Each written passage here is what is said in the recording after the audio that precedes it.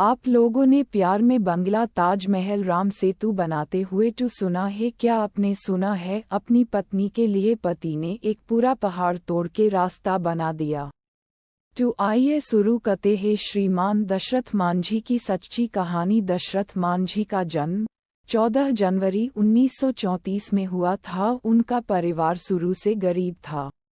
दशरथ जी की शादी बहुत कम उम्र में श्रीमती फाल्गुनी देवी जी से हुआ। वे अपनी पत्नी को लेकर घर से चले गए। फिर वो धनबाद, झारखंड की कोयले की खानों में काम करने लगे। करीब 22 साल की उम्र में दशरथ मांझी जी खानों में काम के आ रहे थे। उनकी पत्नी फाल्गुनी जी खाना लेके आ रही, उनका पर पहाड़ से फिसल गया और भे नीचे गिर गई। उनको छोटे आई दशरथ जी को दवाई लेने के लिए बहुत घूम के जाना पड़ता था, जिससे उनकी पत्नी को टाइम से दवाई एनएचआई मिलने से उनका निधन हो गया। फिर दशरथ मांझी जी ने अपनी के निधन के बाद सोचा, इससे किसी और का भी निधन हो सकता है, इसलिए उन्होंने अकेले ही अपनी चेनी हथौड़ा से 360 फुट लंबा, 110 मीटर 25 फुट गहरा, 7.6 मीटर 30 फुट चौड़ा, 9.1 मीटर गहलोर की पहाड़ियों से रास्ता बनाने का फैसला किया। उन्हें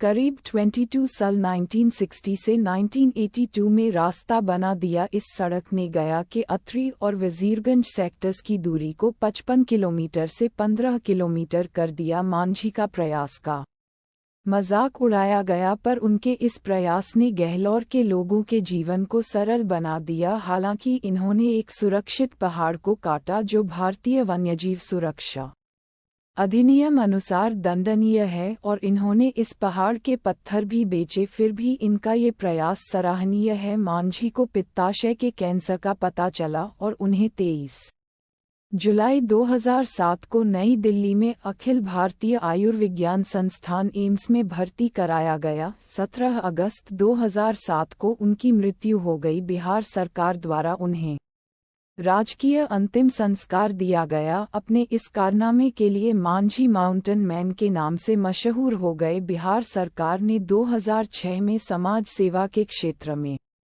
पद्मश्री पुरस्कार के लिए भी उनका नाम प्रस्तावित किया था। 26 दिसंबर 2016 को बिहार के श्रृंखला में भारतीय डाक द्वारा दशरथ मांझी पर एक डाक टिकट जारी किया गया था। श्री दशरथ जी का कहना था, अपने बुलंद हौसलों और खुद को जो कुछ आता था उसी के दम पर मैं मेहनत करता रहा। संघर्ष के दिनों में मेरी माँ कहा करती थी कि 12 साल में तो घूरे के भी दिन फिर जाते हैं। उनका यही मंत्र था कि अपनी धुन में लगे रहो। बस मैंने भी यही मंत्र जीवन में बांध रखा था कि अपना काम करते रहो, चीजें मिले न मिले इसकी परवाह मत करो। हर रात के बाद दिन तो आता ही है। अगर आप लोगों को रियल